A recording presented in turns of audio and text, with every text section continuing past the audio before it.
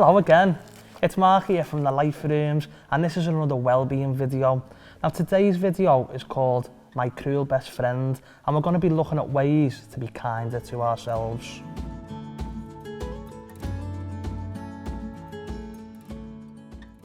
So you might remember in one of our recent videos, I read you a story, and that's what I'm going to do again today. I'm going to read a little story, but this story, it isn't a very nice story, but I think it's one that you might be able to relate to. So this story is called My Cruel Best Friend. There once was a lovely woman named Molly. She tried her best to be kind to others. Most people that Molly met thought that Molly was really nice, but not Molly's best friend. Molly's best friend never had a nice word to say about Molly.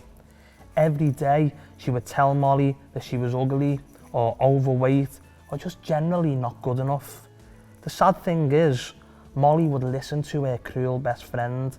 She believed all of those lies. Molly didn't want to be around her, and yet Molly had no choice but to be around her. She went to work with her. Before that, she went to the same university, and before that, the same school. It wouldn't stop. Mostly, Molly never mentioned it to other people. How could she? She was never away from her cruel best friend. Okay, so as I said, it wasn't a very nice story really. I'm just going to summarise it a bit then. So Molly, to everyone else, was a really nice person, apart from a cruel best friend. Now, a cruel best friend she actually went to school with, and then after she finished school, she went to university with, and then after she finished university, she started working with the cruel best friend. Do we know who the cruel best friend is yet? Molly's cruel best friend is actually herself. The cruel best friend is Molly's inner critic.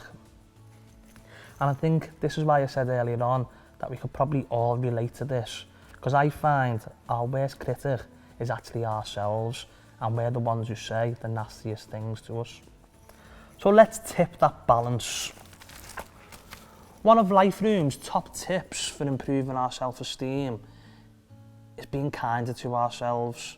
Now, one way I like to imagine this is I try to imagine it that we're going on a date. So when we go on a date with someone, we give that someone compliments, don't we? We're kind to them, and we show them how much of a nice person we are. So let's think of ourselves on a date.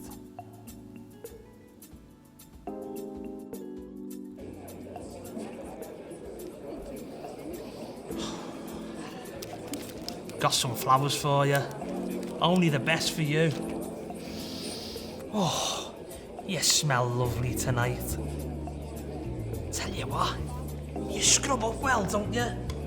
Oh, you are gorgeous, you. You're lovely. Oh, just look at you. You're beautiful. Oh, you're great, you. What a great person you are. You are gorgeous. Come here, give us a kiss.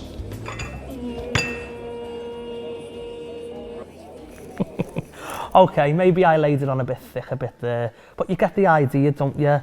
Start loving yourself more. Pretend it's you who you're taking on a date. So be kind to yourself.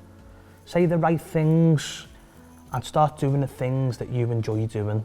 So if it was me taking myself on a date, I'd probably say things to myself like, I'm kind, I'm a good person, I'm a good dad, I'm a good friend, and I like to make people laugh, and I think they're all good qualities. And I'd start saying to myself to do the things that I enjoy doing. So I haven't trimmed my beard for a while or had a haircut, so maybe I'd want to start doing that. Maybe treat myself to something, going back and exercising, because I feel good when I start exercising. And I love my comedy films, so maybe go back and start watching some comedy films. Having some mark time just for myself is really important. So I think what we need to do is we need to bin the inner critic. So let's bin the My Cruel Best Friend book, and let's replace it with a kinder book, a book in which we love ourselves. This is my book, My Kind Best Friend. Let's all get a My Kind Best Friend book. And please feel free to send any suggestions of how you're kind to yourself. But in true Jackanory style, I'm going to start reading my book. So bye bye everyone. Bye bye.